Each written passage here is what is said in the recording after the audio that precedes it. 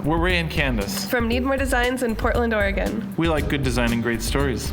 We also love coffee and discovering new and amazing coffee roasters. Did you know that over 2 billion cups of coffee are consumed in the world every day? And there are thousands of small and large roasters out there roasting phenomenal coffee.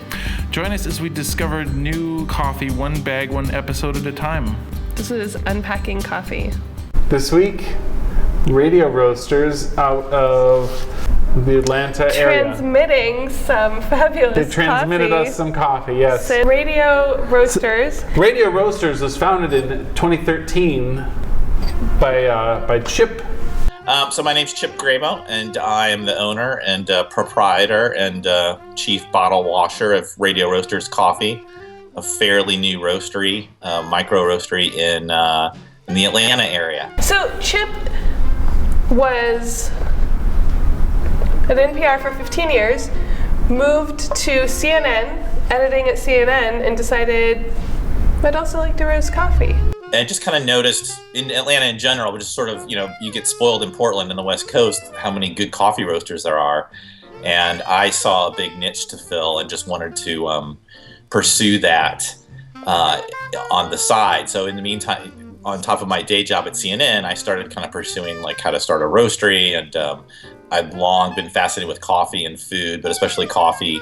I think our birthday was 2013, but our real kind of business launch was sort of last year, almost a year ago at this time. So we encourage a subscription service. So part of our education is getting people to realize, hey, don't buy 5 pounds of coffee or even 2 pounds and store it in your freezer for 6 or 2 months or 6 weeks or whatever. Coffee is a perishable food. Buy it fresh, kind of replenish your stock every 2 or 3 weeks, and try something new. So we sort of push encourage a subscription service to kind of get people to like sign up. We'll deliver, a pound or whatever amount of coffee you want, whatever frequency you want, but getting people to realize, hey, this is a perishable food. There's no retail shops, nothing like that, no real face-to-face. So there's no coffee. There is coffee. I mean, that forces you to rely a lot on your packaging to tell your story when you don't have, face-to-face time with your customers and you don't have a retail environment to tell your story. But I feel like they've done a really good job with the packaging. On these, it folds over the top. They have a larger bag where it folds over the side. So this is a craft bag, but then they have these nice, are these letterpressed? Designed by TNKR? Yeah. Or Tinker? He just called it Tinker, yeah. Tinker. So the idea was to kind of capture like the sort of radio vibe, like it kind of conjures the sort of old like Columbia Records logo and Nailed stuff. It. Yeah, totally. We started looking for a designer and working with one early on. That was back in 2013 as well, because we wanted to have a distinct identity and have the identity sort of reflect the quality of the coffee. I always knew it was going to be called Radio Roasters, given my background. I just liked the sound of it. And he just kind of went at it and came up with a bunch of different drafts and ideas. We had that nice discussion of like what we were trying to go for and the vibe we were going for. And so this was one of his, he sent us 3 sort of directions we could go. And this was the one you see behind me is sort of our main mark. That just spoke to me right away, and I thought he really got it. And so he kind of ran with that, and he was sort of the one who decided, hey, let's use the craft bag and use white ink, and he designed everything, and we just thought it looked really good. And the white ink is a really interesting look for a craft bag because it doesn't I don't know, I guess you just expect black ink, and you're pleasantly surprised when you don't see it. They have a lot of stamps. They're stamping this thing like crazy. There's a stamp. Chip showed me how many stamps each bag required.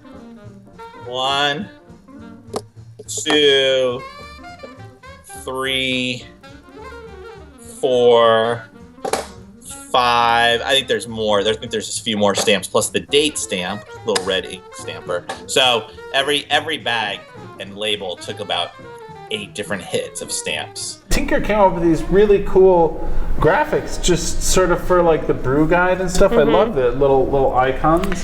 Well, and I was reading something about their stickers, and that these come with all of the subscriptions, and that it really helps to start conversations for other people that might want to get a coffee subscription also. Right. So it's a nice reminder, but they're also just graphically pleasing enough that people put them on things. Yeah. And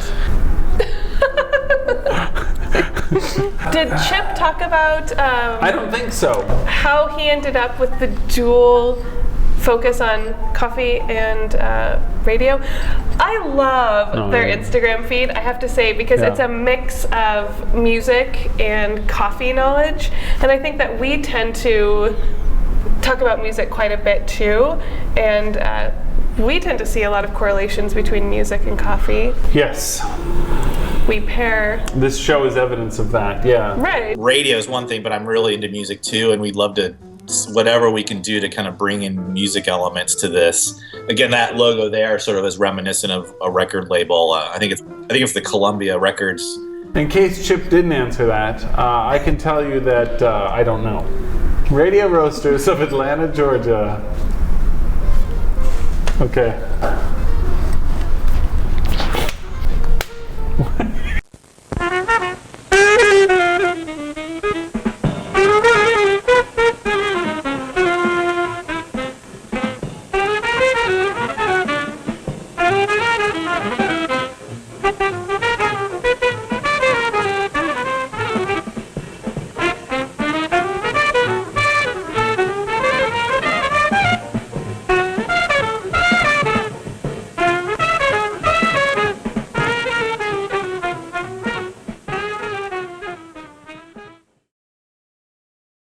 Oh my god. Do you have anything more on your professional sticky note?